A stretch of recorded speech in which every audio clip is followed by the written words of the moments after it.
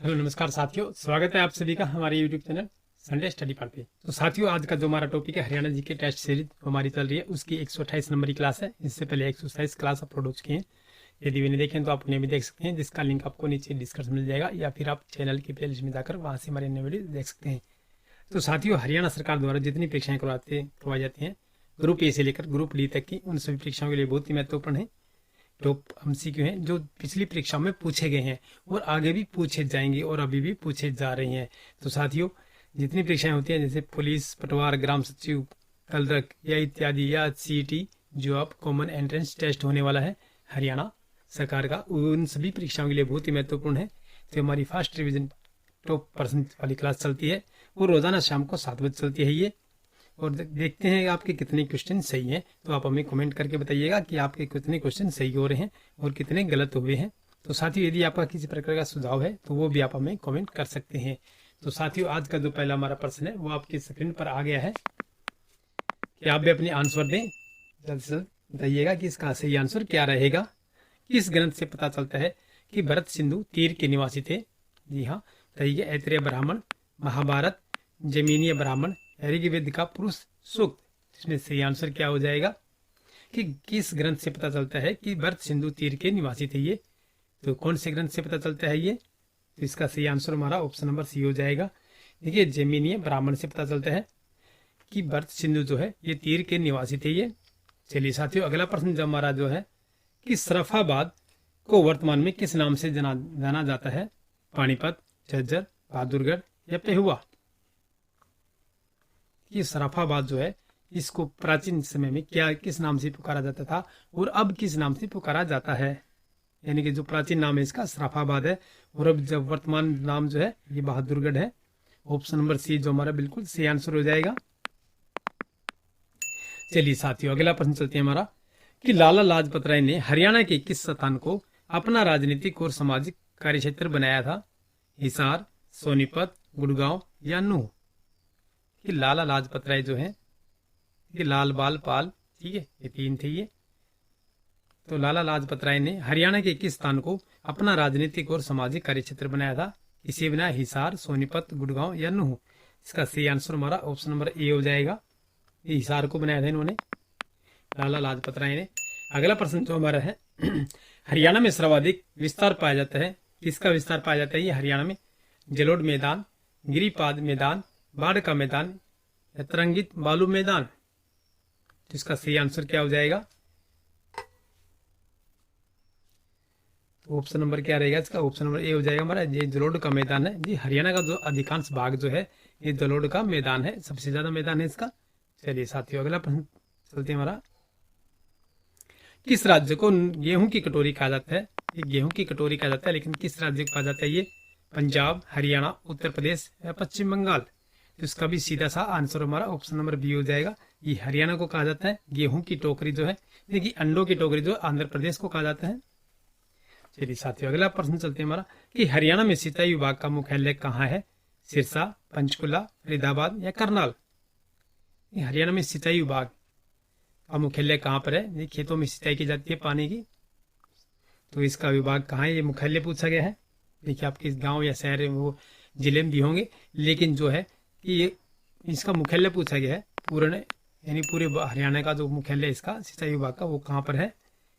ठीक है, पंचकुला में है। ऑप्शन नंबर बी जो हमारा बिल्कुल सही आंसर हो जाएगा। चलिए साथियों, अगला प्रश्न चलते हैं हमारा कि भिवानी जिले में किन किन स्थानों पर ग्रेनाइट नामक पत्थर पाया जाता है? ग्रेनाइट पत्थर जो है कि पहले हमारी स्लेट बनती थी कि स्लेट से लिखवाया जाता था, लेकिन आजकल जो है स्लेटों का नाम ही नहीं आता, सीधे कॉपी लगवाते हैं। नहीं स्लेट है नहीं तख्ती है। ठीक है साथियों, तो भिवानी जिले में किस या किन स्थानों पर ग्रेनाइट नामक पत्थर पाया जाता है? ये गांव निंगाना कला, दुल्लेड़ी, फरीदाबाद या ये सभी?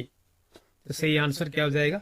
ये भिवानी जिले में है, ये गांव निंगाना कला में मिलता है, ठीक है, लेकिन देखिए ये सभी में मिलता है।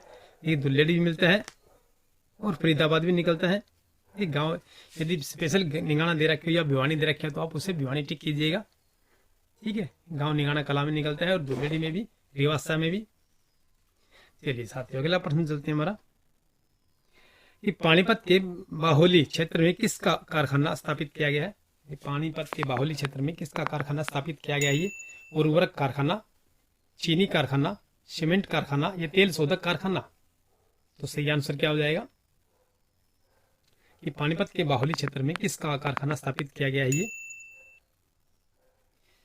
तेल शोधक कारखाना। ये ऑप्शन नंबर डी हमारा बिल्कुल सही आंसर हो जाएगा। देखिए उर्वरक कारखाना, चीनी कारखाना, सीमेंट कारखाना नहीं है, ये तेल शोधक कारखाना है जो पानीपत के बाहुली क्षेत्र में स्थापित किया गया है। चलिए साथियों, अगला प्रश्न जो हमारा, ये सम्मिलित करने से सूची 1 और सूची 2 दी गई है कि Saraswati sugar mill 1929, Yamuna gases limited 1952, railway carriage था वेंगन वर्कशॉप 1973, बल्लारपुर पेपर मिल 1833। इसका सही आंसर क्या हो जाएगा? ए बी सी डी से हमारा ये ऑप्शन नंबर डी जो हमारा बिल्कुल सही आंसर रहेगा इसका। सरस्वती शुगर मिल जो है 1833 ईस्वी में, फिर यमुना गैस लिमिटेड जो है 1973 में, और रेलवे कैरिज था वेंगन वर्कशॉप जो है 1952 में, और ये बल्लारपुर पेपर मिल जो है 1929 में। इस प्रकार ये हमारा सही आंसर 4, 3, 2, 1 हो जाएगा। चलिए साथियों, अगला प्रश्न चलते हैं हमारा कि निम्न में से किस जिले में मुख्य रूप से कृषि आधारित उद्योगों का विकास हुआ है? फरीदाबाद, जींद, गुड़गांव या कैथल। निम्न में से किस जिले में मुख्य रूप से कृषि आधारित उद्योगों का विकास हुआ है? तो किस प्रकार हुआ है? फरीदाबाद, जींद, गुड़गांव या कैथल। इसका भी सही आंसर हमारा फरीदाबाद हो जाएगा। ये कृषि आधारित उद्योगों का विकास जो है, ये सबसे ज्यादा जो कृषि यंत्र जो है ये फरीदाबाद में बनते हैं। चलिए अगला प्रश्न जो हमारा, संदेश नामक समाचार पत्र निकाला था, ये कहाँ से? पंडित नेकीराम शर्मा, विजयानंद, पंडित प्रहलाद, ये नानूराम शर्मा। ये किसके द्वारा निकाला गया था? ये संदेश नामक समाचार पत्र जो है ये पंडित नेकीराम शर्मा के द्वारा। ऑप्शन नंबर ए जो हमारा बिल्कुल सही आंसर हो जाएगा। 30 करोड़ रुपए की लागत से नलवा डिस्ट्रीब्यूटरी का कार्य पूरा होने वाला है। इससे किन जिलों में पेयजल तथा सिंचाई जल उपलब्ध होगा? हिसार और भिवानी, रोहतक और कैथल, करनाल और पानीपत, अम्बाला और पंचकुला। 30 करोड़ रुपए से, देखिए आपको नलवा जो पता है ये हिसार जिले में आता है, भिवानी जिले के लगता है हिसार और भिवानी के। देखिए अम्बाला और पंचकुला तो आपको काट ही सकते हैं इसमें। अब देखिए रोहतक और कैथल देखिए काफी दूर हो जाएंगे। अब देखिए करनाल और पानीपत देखिए ये भी बहुत ही दूर हो जाएंगे हमसे। ठीक है, देखिए हिसार और भिवानी हो जाएगा, क्योंकि हिसार जिले में और भिवानी के नजदीक है, दोनों की सीमाएं मिलती हैं, इसलिए हिसार और भिवानी हो जाएगा ये। चलिए दोस्तों, अगला प्रश्न चलते हैं हमारा, किस नृत्य में थाली और ढोलक बजाई जाती है? एक नृत्य किया जाता है लेकिन उसमें थाली और ढोलक बजाया जाता है, तो कौन सा नृत्य है? मंजीरा नृत्य, धमाल नृत्य, तीज नृत्य या झूमर नृत्य। इसका सही आंसर क्या हो जाएगा? किस नृत्य में थाली और ढोलक बजाई जाती है? ये कौन सा नृत्य हो जाएगा? ठीक है, झूमर नृत्य है। ऑप्शन नंबर डी जो हमारा सही आंसर हो जाएगा।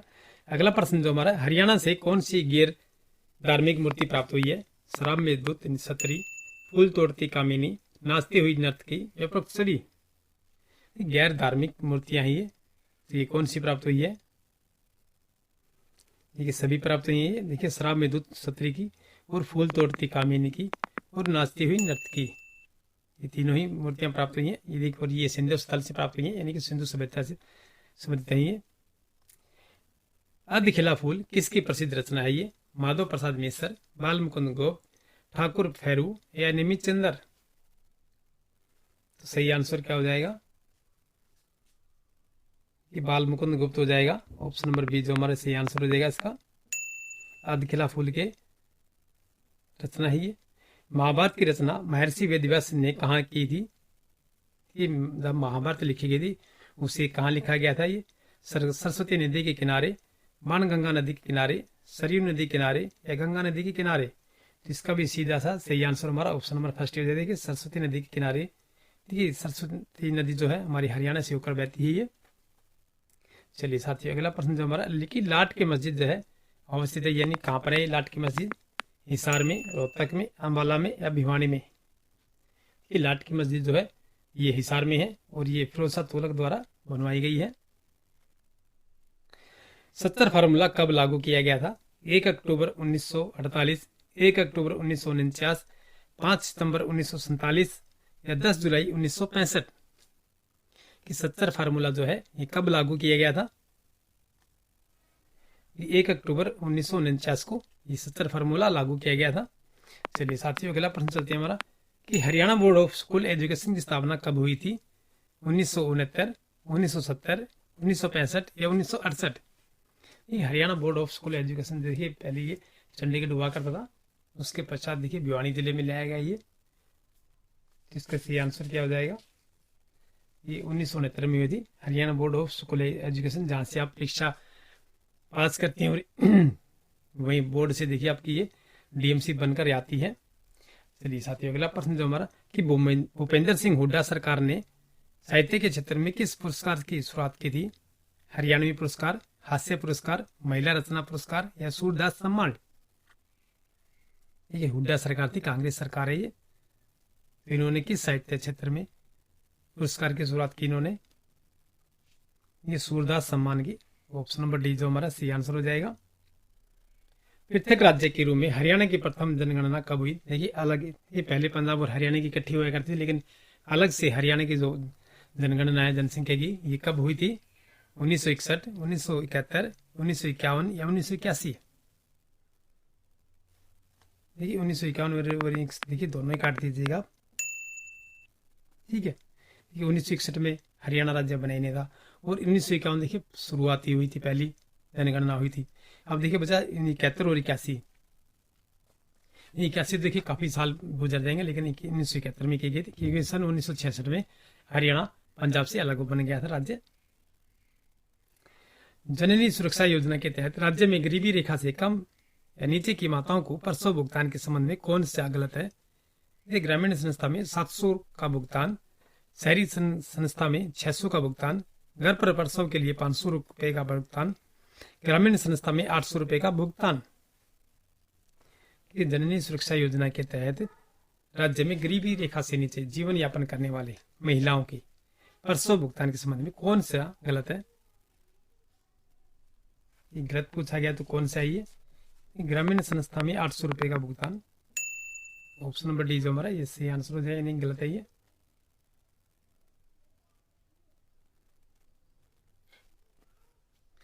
कि राज्य के नीति निर्देशक सिद्धांतों के अनुसार किस आयु तक के बच्चों को निःशुल्क एवं अनिवार्य शिक्षा देने की आशा की जाती है? 14 वर्ष, 15 वर्ष, 16 वर्ष या 18 वर्ष? 14 वर्ष, 15 वर्ष, 16 वर्ष या 18 वर्ष? राज्य के नीति निर्देशक सिद्धांतों के अनुसार किस आयु तक के बच्चों को निःशुल्क एवं अनिवार्य शिक्षा देने की आशा की जाती है? ये 14 वर्ष तक के, 6 वर्ष से लेकर 14 वर्ष तक के जितने बच्चे होते हैं उन्हें मुफ्त शिक्षा दी जाती है हरियाणा सरकार द्वारा। हरियाणा में अनुसूचित जातियों की में ग्रामीणों की साक्षरता दर कितनी है? 65.75%, 64.75%, 66.75%, 63.75%? अनुसूचित जातियों में ग्रामीणों की साक्षरता दर जो है पूछी गई है, ये कितनी है? ये 65.75% है ये। कि बाज सथली का प्राचीन नाम क्या था?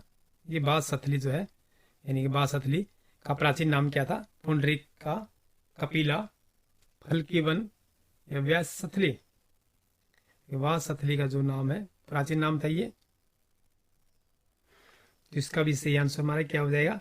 ये व्यास सथली है ये। ऑप्शन नंबर डी जो हमारा सही आंसर हो जाएगा, व्यास सथली। चलिए अगला प्रश्न जो हमारा कि राज्यवर्धन प्रथम की पत्नी का नाम क्या था? अप्सरा देवी, गोमती देवी, सरस्वती देवी या परमा देवी? ये राज्यवर्धन प्रथम जो थे उनकी पत्नी का नाम क्या था? ये अप्सरा देवी था। ऑप्शन नंबर ए हमारा बिल्कुल सही आंसर हो जाएगा साथियों। अभी तक आपने हमारे यूट्यूब चैनल को सब्सक्राइब नहीं किया है तो आप सब्सक्राइब जरूर कर लें और साथ में बेल आइकन प्रेस कर लें और अपने दोस्तों के साथ शेयर जरूर कर दीजिएगा। कि मोहम्मद तुगलक की मृत्यु के बाद शासक कौन बना था? अमीर खुसरो, फिरोज शाह तुगलक, रजिया सुल्तान या मोहम्मद गौरी? ये मोहम्मद तुगलक की मृत्यु के बाद जो है शासक कौन बना था? ये फिरोज शाह तुगलक बना था ये। ऑप्शन नंबर बी जो हमारा बिल्कुल सही आंसर हो जाए, मोहम्मद तुगलक की मृत्यु के बाद। अगला प्रश्न जो हमारा कि समुद्रगुप्त कालीन सिक्के कहाँ से प्राप्त हुए हैं? तरावड़ी, राखीगढ़ी, मीताथल या बनावली? ये समुद्रगुप्त कालीन सिक्के हैं, ये कहाँ से प्राप्त हुई हैं? ये मीताथल से प्राप्त हुई हैं, यानी कि भिवानी जिले से। सबसे पहले आर्य समाज की स्थापना हरियाणा के किस जिले में हुई? सिरसा, नारनौल, फतेहाबाद या रेवाड़ी? सबसे पहले आर्य समाज की स्थापना जो है हरियाणा में किस जिले में हुई थी? ये रेवाड़ी में हुई थी। ऑप्शन नंबर डी जो हमारा सही आंसर हो जाएगा। सिरसा का युद्ध कब हुआ था? 22 अगस्त 1320, 22 दिसंबर 1320 ईस्वी, 22 अगस्त 1319 ईस्वी या 22 दिसंबर 1319 ईस्वी? इस सिरसा का युद्ध जो है ये कब हुआ था? ये 22 अगस्त 1320 ईस्वी को हुआ था, ये सिरसा का युद्ध हुआ था। तो साथियों, ये हमारे 30 क्वेश्चन थे जो आपकी फर्स्ट रिवीजन क्लास थी और आपकी परीक्षा के लिए टॉप एमसीक्यू थे। तो साथियों, अभी तक आपने हमारे यूट्यूब चैनल को सब्सक्राइब नहीं किया तो सब्सक्राइब कर लें, साथ में बेल आइकन को प्रेस कर लें, अपने दोस्तों के साथ शेयर कर दीजिए, लाइक कर दीजिए वीडियो को। फिर मिलते हैं नेक्स्ट वीडियो में, तब तक के लिए जय हिंद।